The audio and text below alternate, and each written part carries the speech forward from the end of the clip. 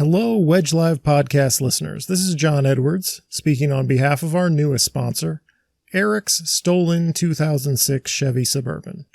Eric's Stolen Chevy Suburban. It's blue, but sometimes when the light hits it just right, it looks a little green. Plus, there's rust by the gas cap, and a sticker on the back that says "Mountains, please." Eric's Stolen Chevy Suburban answers to the name Rita. Eric has used Rita to carry dirt and soil for friends and neighbors. He has transported campaign volunteers to door knock shifts across the 7-county metro, and he's helped move many a couch. This vehicle is a true community asset, and Eric wants Rita back.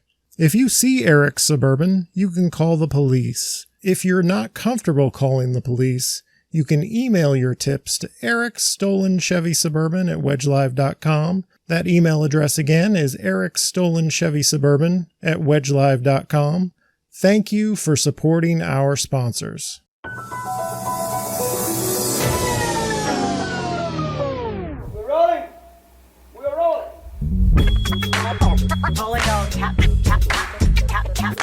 This is a real thing. Real thing. None of you have the balls to stop this. Stop this.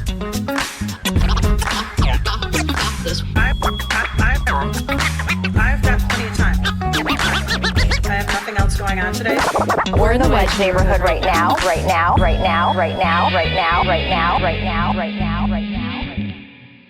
We are back on the Wedge Live podcast in St. Paul. I'm here with Carolyn Will, candidate for Ward 4 City Council in St. Paul. There's a special election August 12th. You are the fourth of 4 candidates. You said you didn't cheat by watching the other candidate episodes, which is honorable of you. I didn't. I wanted to. I just didn't make the time. Things just came up. So I will this weekend maybe. Okay. Well, it's too late for you to cheat then. You Well, won't. I can't cheat, but no, right. I will enjoy watching them later. We're here on Summit Avenue. We're going to ride Summit Avenue. We're going to head east from, are we at Pryor now? Mm-hmm. We're going to get you to the YWCA to swim laps eventually. Exactly. YMCA. But Oh, yeah, the YMCA. Midway YMCA. The Midway YMCA. I'm from Minneapolis. I'm not familiar. So, Carolyn, what are the big issues in St. Paul this year in Ward 4? Well, I know one that I've been attached to by the media is just that I did the public relations strategy for the SOS group, a citizen group that was opposing the Summit Avenue Regional Trail. And some of the things that I want to just bring out into the open, one of the stories the city says, they want to start here with segment A, which is from the Mississippi River Boulevard to Fairview Avenue. And they say it hasn't been reconstructed in more than a century. And yet the maps that I showed you from Public Works show LR last reconstructed, and this segment was last reconstructed all the way to Snelling in 1979. And then there's been smaller sections redone in 89 and 2012. And so that's falsehood. It's not true. It has been reconstructed more recently. And so there are other streets in this city that I think need more attention. And then we have the Summit Avenue Regional Trail. Again, we do have a lack of routes going north-south. There are so many communities that have no biking lanes yet or trails. And I just feel like the attention on this area seems odd. So the curbs in the pavement appear to be in very rough shape. And people have disputed the 1979 number, whether that was a full reconstruction or not. Just looking at the curbs, I've ridden it a couple of times recently, they appear to be in real bad shape. So that's the PCI, the Pavement Condition Index. That's the surface. That could be fixed with a mill and overlay. What about the underground, the pipes, the infrastructure? Do you think the city is wants to reconstruct this? They're wrong? They want to waste money here? What would motivate them to want to reconstruct the street if it didn't need to be? I don't know. But we also look for incident reports, are the things breaking, leaking? There haven't been any in this section. I actually even talked to a tech guy who works for the city, and he's like, yeah, we haven't had any problems. And honestly, they can last for a century. So, and this is not a century old, half a century. I guess in some parts not even that old. I mean, even half a century, you're getting to the point where it needs to be constructed. Even if that 1979 number was correct, and people do dispute it, it's getting pretty up there. Well, okay. So say we learn that it absolutely needs reconstruction, then I'm really a proponent of modernizing our road construction techniques, because a lot of other parts of the country use horizontal directional drilling. And it was actually a friend of mine from curling, Frogtown Curling Club, and when he heard that I was, working with the SOS group, he's like, start calling these cities, look into horizontal directional drilling. He said people are using it and it's so much less tax money, less disruptive to businesses and residential. And it also saves the tree canopy because it's not as damaging to the critical root zone. Do you want to get started riding? Yeah, we can. Okay. I'd love it. So then I also want to point out that the plan proposes closing cross streets. How many? Well, I haven't counted them. I should have, but they'll keep Cretin, Cleveland, Fairview, Snelling. But everything in between, like this one prior, you would not be able to go across. So I think I remember that's like a pedestrian safety issue, because that happens sometimes where they restrict turning and crossing at certain intersections. I don't think that would be the case here on Summit, just because they have the middle medians here. They have these little islands, the medians, where a pedestrian could stop. So you don't think that's necessary? No, and I worry that it will speed up the motorist traffic, because the SART plan also proposes widening the motorist lane by 2 feet, closing cross streets, just allowing a more free-flowing motorist traffic. So I just worry that they'll be going faster and faster, which creates more hazard for the cyclists and pedestrians. When it comes to the lateral drilling, I've read up a little on that. Yeah? And I believe that's something that's done like for spot repairs, like a one block section, not something that cities will do for like a wholesale long stretch of street reconstruction. Is that your understanding? Well, I was curious too. So I looked into cities that were similar to ours as far as maintaining a good tree canopy, that it was historic in nature, and that they had some marquee avenues. And I talked to the public works director in Savannah, and they were redoing Oglethorpe Avenue. Are you familiar with that? It's kind of like Summit Avenue for St. Paul. Just a historic street lined with trees. They were replacing, now I feel like I'm out of shape. And I just biked like 12 miles the other day. You're doing good. But anyway, we can go, it's green. They redid sewer and water on Oglethorpe with HDD methods. Not a single tree was harmed. The project was done reasonably well, timing-wise, and they just want to reduce disruption to residents and businesses. Do you think it's accurate to frame this as a bikes versus trees? No, I really dislike that. So you're just in opposition to the reconstruction at all, not having the bike route, is that No, the case? I mean, I'm a biker. I like a commuting biker. I don't do bike as much for pleasure recently, but that's a little rough, right? Yeah, pavement condition is rough. Yeah. No, I'm not against it. I just want to have more thoughtful, intentional planning to make sure that we have a plan that is considerate of bike safety. When you have all the intersections with the driveways and sidewalks and the cross streets up here, they want to close these cross streets, but up on the east end, those are all, every intersection is a conflict point.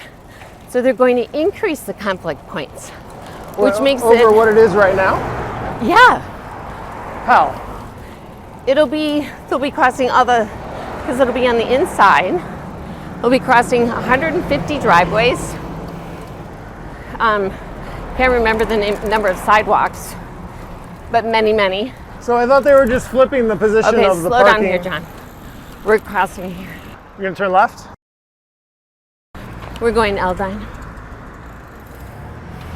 So is Summit the right place for a bike lane?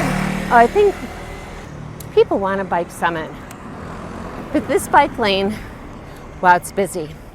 So much busier because of the I-94. Okay.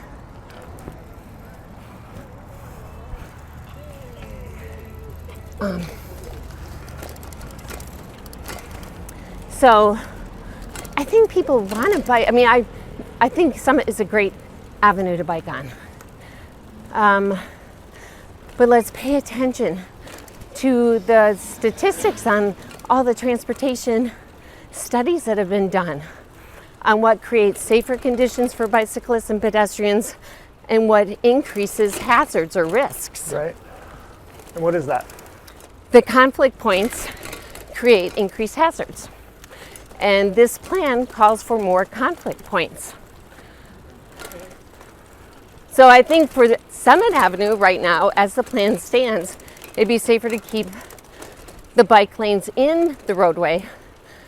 Perhaps instead of widening the motorist lane, Oh, so it's the use roadway, that extra it's the for the roadway bike versus buffer. curb level issue that you're taking issue with the fact that it's at sidewalk level and not street level. well, when it's up on the sidewalk, so we'd be crossing, not alleys. We're on a side street now. But pretend that alley is a driveway. And you're gonna have many, 150 driveways that you're crossing, whereas cars may be straddling the bike path while they wait to pull out. So just speaking from my experience in Minneapolis, we've done several of those sidewalk level bike lanes, and some of those are my favorite. And I think they make people who are not avid cyclists more likely to take it up, and then you've got more people biking because they feel safer. And Bryan Avenue, for example, I think it's working really well on that street, and it's crossing plenty of driveways. Yeah. And it's worked okay. I'm glad that you haven't had any conflicts. I got flipped off the other morning biking home from Tilden You got Park. flipped off?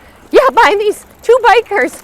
I was not even straddling the bike path on Como. I was just waiting. I forget the name of the side street, but it's kind of right below the Snelling Bridge. And I was waiting for traffic so I could take a right and go under the Snelling Bridge and up and home. And these two bikers, they just had to go around the back of my car. They weren't able to go in their straight trajectory Right. from trail to trail on both sides of the street. And I was like, what am I supposed to do here? And I'm thinking that's going to happen probably frequently on all the driveways. But you're saying that hasn't been the case for you. It hasn't. That's it good. hasn't caused problems, and I think it not only is safer, it feels safer and makes it so people are more likely to bike. I love what they've done on Marshall with these center islands. I think it was very traffic calming. Speaking of bike lanes, I hate this Marshall Yeah. bike lane.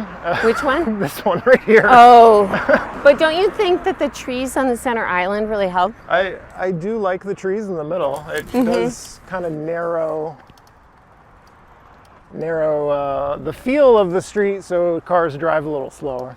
Yeah, that's what I think too. It just kind of brings the temperature down, literally and figuratively. But what else was I going to say about that?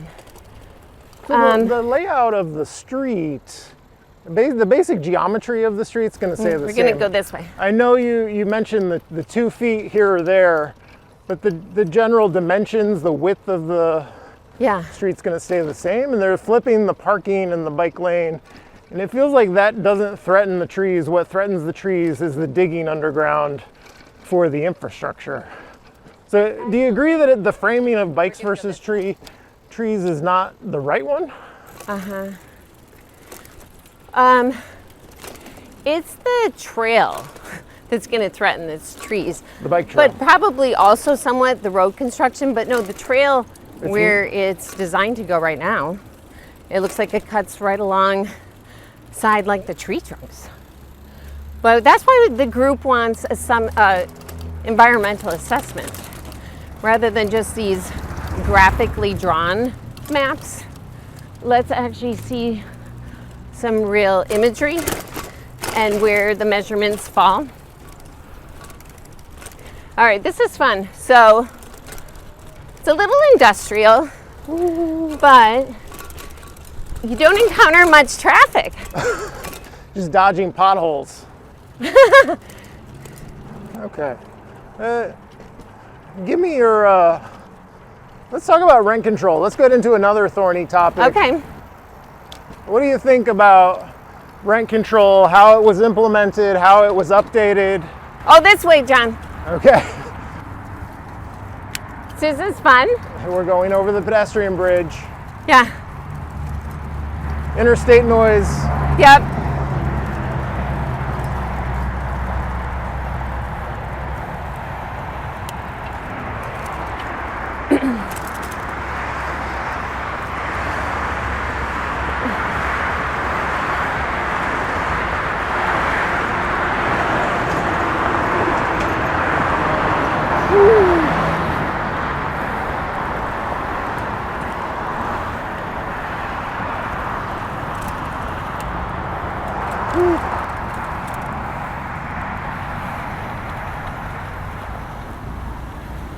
So typical of a politician when I ask about rent control for you to flee over an interstate.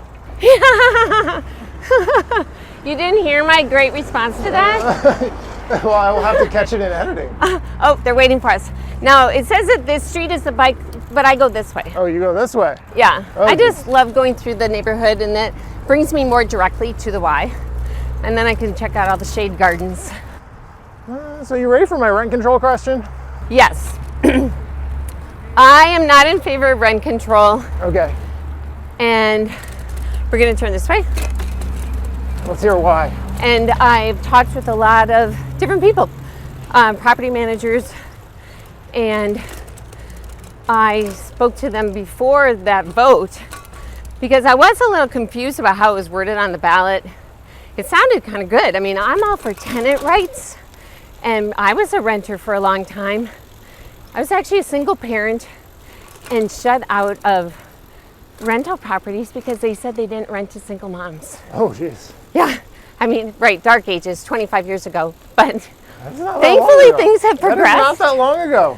So, I'm talking about the year 2000. yeah.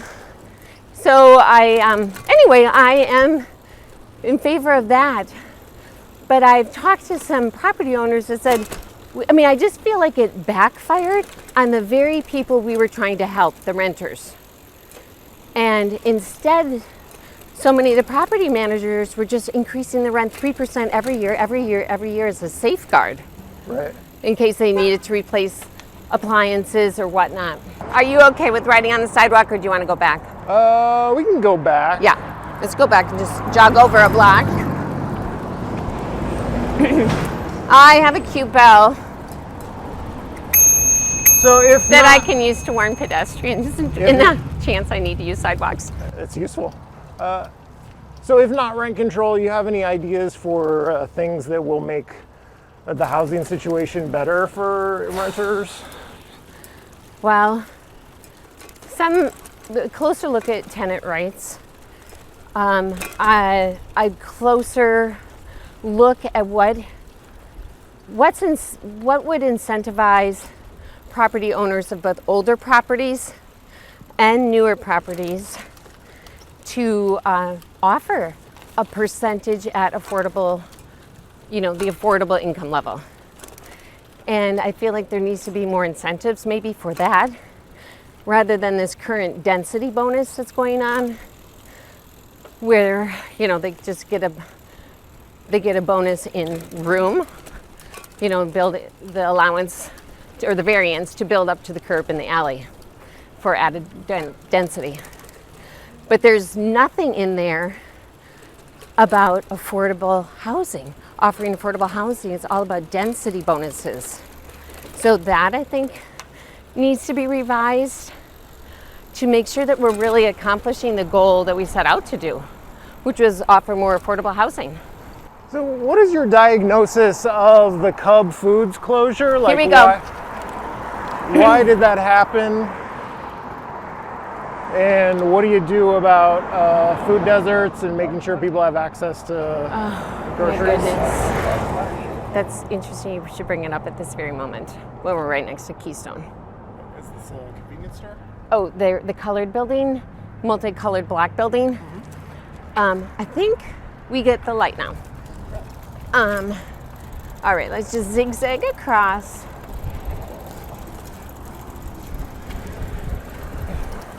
I'm going to tell you just a little really interesting history about that building. So here we are at the Y. I thought we could sit at those benches over there. Yeah, let's do it. It really heightens the irony when you're working out at the Y, maybe trying to work off a few pounds, and then you see people right out the windows across the street waiting for groceries. So it's a hard one. Is that a food pantry? Yeah, it's like set up like a grocery store, and so people get to go in and do their shopping. They can accommodate so many shoppers. Oh, I brought us some hot water. Have you had hot water? What's hot water? I figured it's non-alcoholic. Don't worry. Sparkling? Yes, sparkling water, but it has adaptogens, and it has 120% of your vitamin C, and it's hoppy, so it tastes a little bit like a beer, but it's non-alcoholic. Do you want a Let's classic do it. or lime? What's classic taste like? I like them both. I'll take the lime. Okay. There we go. Hop water. This See, episode is sponsored Chris, by citrusy Hop Water. and piney. I love the piney. Piney. Yeah. Oh, yours is tart, sunny, and hoppy. Crafted with adaptogens and nootropics. What is a nootropic? Is that the ashwagandha? Ashwagandha and the L-theanine. To de-stress and unwind. See, it's Friday, so I thought it'd be appropriate. Cheers. Cheers. I love this stuff. So we were talking about the Cub Foods. Oh yeah. I mean, I went there a month ago, right after the Y. Took 7 o'clock class, went there at 8, and it's been my grocery store for 22 years. And there were 5 guys huddled around the exit. And it had already been a hassle to get a grocery cart. You kind of had to follow somebody to their car and like, okay, can I take your cart now? I've been following the saga of having no grocery carts. Yeah, it was so strange. And I kept thinking, and I was on the next door site, following everybody trying to come up with solutions. What can we do to save our Cub Foods? And then I thought, I can't push my grocery cart out through that group. I just couldn't. And I drove away and I haven't been back. That's about a month ago. So then shortly thereafter, like they closed. We need another grocery store there. We need another discount store. We do have Aldi, but it's not the size of Right. just not the size. And I think we all miss it, and I don't know what the solution is. I actually haven't done grocery shopping since. I went to Target once, but now I've just. What's your main grocery store? Well, he goes to Lund's because he goes to Lifetime in Highland Park. You're at the YMCA. I've been part of the Y for a long time. I did stop when we married, and I joined the Lifetime with them, like as a good married couple to join, and then I just missed the Y so much. Does he need different equipment than you prefer? Like you like to I like to swim. You like to swim. You need a pool. I'm a swimmer. He's not. I would have to go to Egan or Burnsville or Woodbury to swim. Okay. And I can ride my bike here to swim. It's just like so close and convenient. And it's so beautiful. This Y, and the Y I love the Y community. I was on the YMCA board for 5 years when we opened up the new East Y, and I used to live in Lower Town. And so I love the Y. We lost in Uptown. We lost the YWCA. Yeah, I remember and that. then we My lost father-in-law went there. the LA Fitness recently. So we're it's a hard time for gyms. So treasure your workout establishment, I think. In the Y, I just feel like my $74 a month goes to more than just my membership. It's supporting the community and childcare and camps, and it just supports so much. Let's talk about the CVS, that intersection. Yeah. It's University and what's the intersection, remind me? University Snelling. Okay. Uni Snelling is what some people call it. It's become a story. You hear about it in Minneapolis. Ground even. zero. And so for neighbors, for people suffering from addiction and homelessness, how do you address that like immediately, like the emergency it is? Because people have livability concerns, people are homeless, people are suffering. Like what is the immediate thing that can be done to solve that for people? Well, immediately and solve probably can't coexist in the same sentence. But immediately, I think we need to make it safe and clean it up. How do we do Keep that? it clean every day and get law enforcement there. I don't think private security can be the answer, like around Kimball Court, if we're going to continue that, which is the need to have housing for people who are still using. Well, if people are still using, then we need to have more security, both inside and outside 24/7. Because I can't dribble out to the houses with kids. There's a family just behind Kimball Court, and they're picking up dirty syringes and all kinds of things. So I think immediately call upon law enforcement to stake out more of a presence around Kimball Court and the intersection of Uni Snelling. And how are we going to pay for that, I think, is the next logical question. And I guess I would call upon for-profits to help out their community. Call upon Bill McGuire, call upon Ecolab, our big companies, that Securian, that have workers that might be taking the light rail to work. They want to help their community, and I don't know if they've been tapped. I don't know. But that's one idea I have. I have a history of putting together strategic partnerships, so I would not on this grand of a scale. I did a couple national ones, but I would lean into that.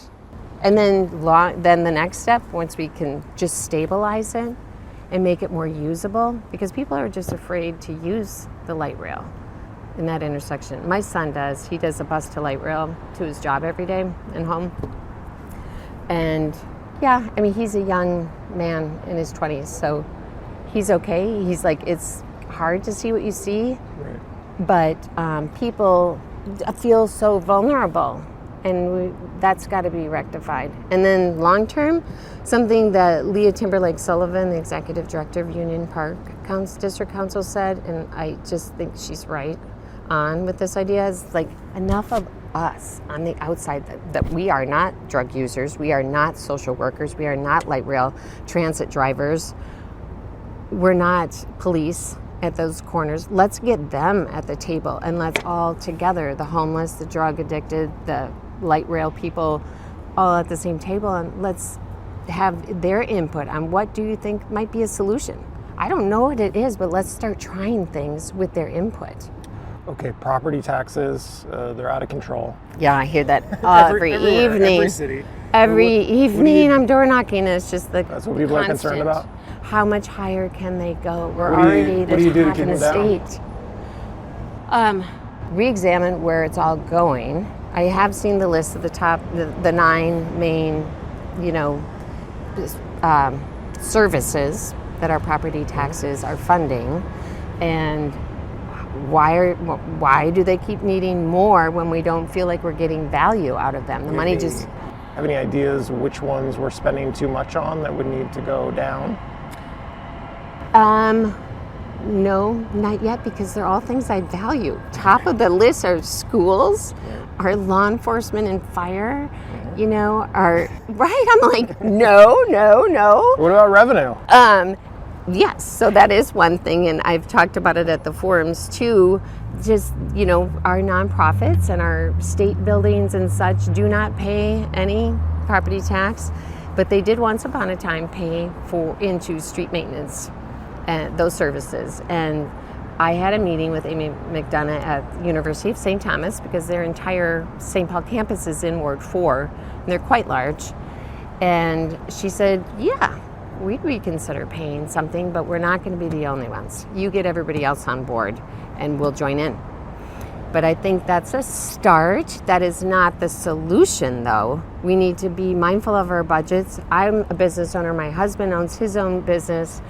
we always project what our expenses are going to be. We watch our budget. If we bid out a project wrong, we don't say, oh, we're coming back for more money. We just take accountability for it and get it done anyway. And I feel like everybody kind of needs that attitude. We're going to do the best we can for every budget that we have and just really deliver on what we're supposed to be.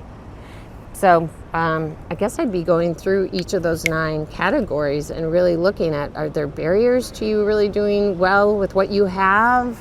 What are they? Let's look at it. Let's resolve, what barriers you do have. Just really paying attention. But then I do feel like if we created a safer transit system, kept things looking clean, pick up the litter, we'd be more attractive, and get taxes under control. We'd attract more businesses, more investment. Okay, this is the question I've been asking all the candidates at the end. Tell me what you offer. Ending so soon. What time is it? We've been at it for 50 minutes maybe, or 40 minutes. I lost track. We've had such a good time. We talked about gyms, but make the case for yourself. Why you? Why not the others? You can go negative if you have to. No. I know it's ranked choice, but... I think we all kind of genuinely like each other. Okay, you're all getting along. Yeah, we have fun when we get together. Who's your for favorite forums. then? Let's be nice to someone. Who's your favorite? Pick a favorite. I mean, I will say that I've never gotten to sit next to Molly. And so I've gotten to know her maybe the least, but we talk before and after. But during the forum we can just kind of like little whispers here and there. And they're kind of fun. Chantel's very funny. But Cole can be funny too. Yeah, we are all, I think we're all good candidates and we're very distinctly different. So why me? Mm-hmm. What are you offering unique? Yes, here? I have a lot of work experience, a lot more, just given my age. I've just been around a lot longer, and I've had business with the city. I've had businesses with, worked in for-profit, worked in nonprofit, put together strategic partnerships. I've talked about this, Red Bull Crash Dice. I got that first. I mean, the city of St. Paul came to me and said, could you pitch this to the cathedral, for us? And because the Archdiocese had already passed on it. And they said, so I pushed back, we talked through what it would entail, what are the safety risks, all of the stuff, and then got the cathedral on board, then we went back to the city. But anyway, it's that sort of thing that I feel like I'm not afraid of hard work. And I have a history of doing a lot of difficult projects. And so these things don't scare me off. I'm ready to dig in. And I do have the work history to prove it. Okay, Carolyn Will is my guest, running for Ward 4 in St. Paul for the City Council. Special election is August 12th. Thank you for the hop water. Again, this episode is sponsored by Hop Water. I'm your host, John Edwards. This has been the Wedge Podcast. Thank you for listening.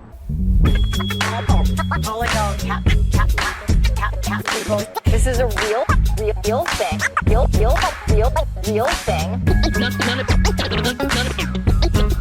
None of you have the balls to stop this. Stop this.